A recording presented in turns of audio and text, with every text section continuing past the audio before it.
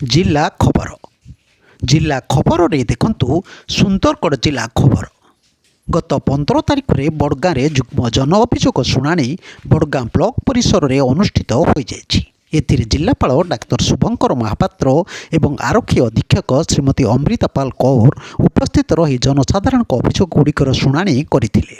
एथिरे 89 कोटी अभियोग आसीथिबा बेले सेथिमध्यरु 37 कोटी व्यक्तिगत अभियोग रहिथिबा बेले 39 कोटी सामूहिक अभियोग रहिथिला। एही सब अभियोग गुड़िक मध्यरु 13 कोटी अभियोगर तत्क्षणात समाधान करा जायथिला। सेहिभଳି मुख्यमंत्री रिलीफ पांठि आर्थिक सहायता निमंते 13 कोटी आवेदन रही। ଏହି ଅଭିଯୋଗ ଶୁଣାଣିରେ ଜିଲ୍ଲା ପରିଷଦର ମୁଖ୍ୟ ଉନ୍ନୟନ ଅଧିକାରୀ ଶ୍ରୀ ସୁରଞ୍ଜନ ସାହୁ, ଉପଜିଲ୍ଲାପାଳ ତେଜସ୍ୱନୀ ବେହେରା ଏବଂ ସମସ୍ତ ବିଭାଗୀୟ ଅଧିକାରୀମାନେ ଉପସ୍ଥିତ ଥିଲେ। କୃଷି ଯନ୍ତ୍ରପାତି ମେଳା ଗତ 16 ତାରିଖରେ ଜିଲ୍ଲାସ୍ତରୀୟ କୃଷି ଯନ୍ତ୍ରପାତି ମେଳା ସୁନ୍ଦରଗଡ଼ର ମାଦ୍ରିକାଲୋ ଭବନ ପଡ଼ିଆଠାରେ ଅନୁଷ୍ଠିତ ହୋଇଯାଇଛି।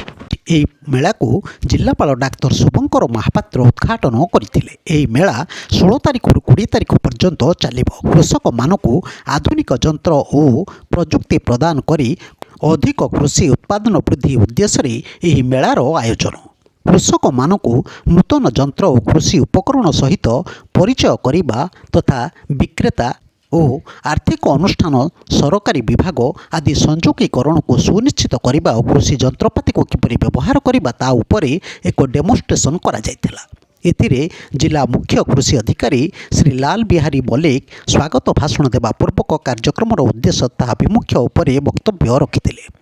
କାର୍ଯ୍ୟକ୍ରମରେ ଜିଲ୍ଲାପାଳ ଡାକ୍ତର ମହାପାତ୍ର କୃଷକମାନେ ନୂତନ ଜ୍ଞାନକୌଶଳ ସହିତ କୃଷି ଯନ୍ତ୍ରପାତି ଗୁଡ଼ିକର ବ୍ୟବହାର କରିବା ଉପରେ ଗୁରୁତ୍ୱ ଆରୋପ କରିଥିଲେ। ଏଥିରେ କିଛି ଚାଷୀ ଭାଇମାନଙ୍କୁ ସମ୍ବର୍ଦ୍ଧିତ କରାଯାଇଥିଲା। କୃଷି ଯନ୍ତ୍ରପାତି କ୍ରୟ ହୋଇଥିବା ବେଳେ ସାଂସ୍କୃତିକ କାର୍ଯ୍ୟକ୍ରମ ପରିବେଷଣ କରାଯାଇଥିଲା।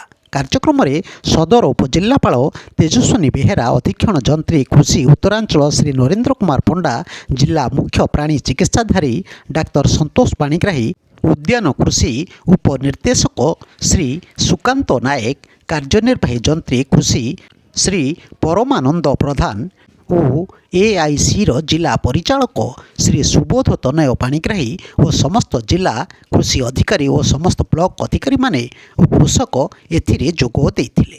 ସାଂସଦ ଖେଳ ମହୋତ୍ସବ ଉଦ୍ଯାପିତ ଗତ 16 ତାରିଖରେ ସୁନ୍ଦରଗଡ଼ର ଭବାନୀପୁର ସ୍ପୋର୍ଟସ କମ୍ପ୍ଲେକ୍ସଠାରେ ଡିସେମ୍ବର 13 ଠାରୁ ଆରମ୍ଭ ହୋଇଥିବା ସାଂସଦ ଖେଳ ମହୋତ୍ସବ ଉଦ୍ଯାପିତ ହୋଇଯାଇଛି। ଏହି ଉତ୍ସବରେ ପଶ୍ଚିମାଞ୍ଚଳ ଡିଆଇଜି ବ୍ରିଜେଶ କୁମାର ରାୟ, ଜିଲ୍ଲାପାଳ ଡକ୍ଟର ଶୁଭଙ୍କର ମହାପାତ୍ର, ଆନ୍ତର୍ଜାତିକ ଧାବିକା ଦ୍ୟୁତି ଚାନ୍ଦ, ଆନ୍ତର୍ଜାତିକ ସାଇକ୍ଲିଷ୍ଟ ମିନତୀ ମହାପାତ୍ର ଅତିଥି ଭାବେ ଯୋଗ ଦେଇଥିଲେ।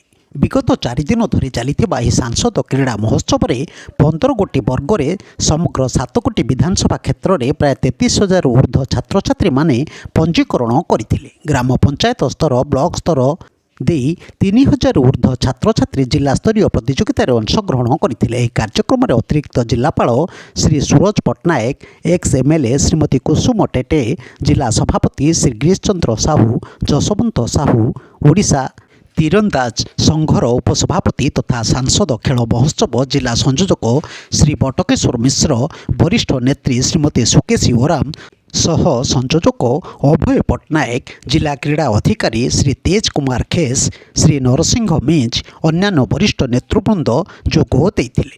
ବ୍ୟୁରୋ ନ୍ୟୁଜ ଓଡ଼ିଶା କଥା ୟୁଟ୍ୟୁବ୍ ଚ୍ୟାନେଲଟିକୁ ଆପଣମାନେ ଦେଖୁଛନ୍ତି। ମତାମତ ଦିଅନ୍ତୁ, ଲାଇକ୍ କରନ୍ତୁ, ସବସ୍କ୍ରାଇବ୍ କରନ୍ତୁ ଓ ସେୟାର ମଧ୍ୟ କରନ୍ତୁ।